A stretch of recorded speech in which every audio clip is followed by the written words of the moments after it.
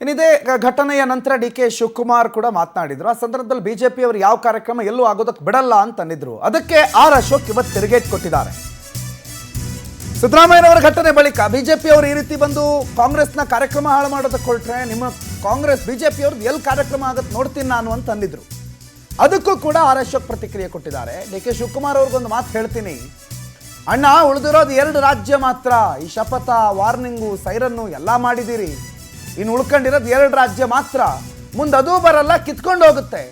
5 ಮಹಿಳಾ ಮೋರ್ಚಾ ಕಾರ್ಯಕರ್ತರನ್ನೇ ತಡೆಯೋದಕ್ಕಾಗಿಲ್ಲ, ಇನ್ನು ಕೋಟ್ಯಂತರ ಕಾರ್ಯಕರ್ತರನ್ನು ತಡೆಯೋದಕ್ಕೆ ನಿಮಗೆ ಸಾಧ್ಯ ಇದೆಯಾ ಅಂತ ಡಿ ಕೆ ಶಿ ಹೇಳಿಕೆಗೆ ವಿಪಕ್ಷ ನಾಯಕ ಆರ್ ಅಶೋಕ್ ಕೌಂಟರ್ ಕೊಟ್ಟಿದ್ದಾರೆ.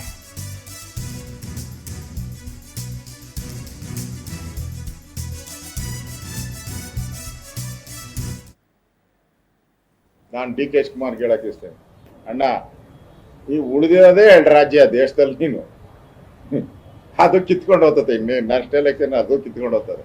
ಕಾಂಗ್ರೆಸ್ ಮುಕ್ತ ಭಾರತ ಆಗಕ್ಕೆ ಇನ್ನು 2 ರಾಜ್ಯ ಉಳಿದಿರೋದು. ನೀನು ಸವಾಲು ಹಾಕಿದ್ರೆ ಯಾರ ಹತ್ರ ಆಗ್ತಾ ಇದೆಯಾ ಸವಾಲು? ಇಡೀ ಪ್ರಪಂಚದಲ್ಲೇ ನಂಬರ್ 1 ಪಾರ್ಟಿ ನಾವು, ಇಡೀ ಪ್ರಪಂಚದಲ್ಲಿ ನಂಬರ್ 1 ಪಾರ್ಟಿ. 20ಕ್ಕೂ ಹೆಚ್ಚು ರಾಜ್ಯಗಳಲ್ಲಿ ಅಧಿಕಾರ ಮಾಡ್ತಾ ಇದ್ದೀರಿ ನಾವು. ಈ ದೇಶದ ಪ್ರಧಾನಿ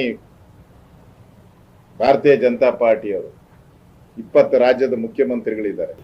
ಈ ರೋಪ್ಗಳನ್ನೆಲ್ಲ ಎದುರಿಸುವಂತ ಶಕ್ತಿ ನಮ್ಮ ಬಿಜೆಪಿ ಕಾರ್ಯಕರ್ತರ, ಮಹಿಳಾ ಕಾರ್ಯಕರ್ತರನ್ನೇ ತಡೆಯಕ್ಕಾಗಿಲ್ಲ ನೀನು ಅಂದ್ರೆ, ಆ 5 ಜನ ಮಹಿಳಾ ಕಾರ್ಯಕರ್ತರನ್ನೇ ನಿಮ್ ಕೈಲಿ ತಡೆಯಕ್ಕಾಗಿಲ್ಲ ಅಂದ್ಮೇಲೆ ಕೋಟ್ಯಾಂತರ ಜನ ಇರೋ ಬಿಜೆಪಿಯವ್ರನ್ನ ನೀವು ತಡೆಯಕ್ ಸಾಧ್ಯನಾ? ನಾನು ಡಿ ಕೆ ಶಿವಕುಮಾರ್ ಹೇಳಕ್ ಇಷ್ಟೇನೆ, ಅಣ್ಣ ಈ ಉಳಿದಿರೋದೇ 2 ರಾಜ್ಯ ದೇಶದಲ್ಲಿ, ನೀನು ಅದು ಕಿತ್ಕೊಂಡು ಹೋಗ್ತದೆ. ಇನ್ನೇನು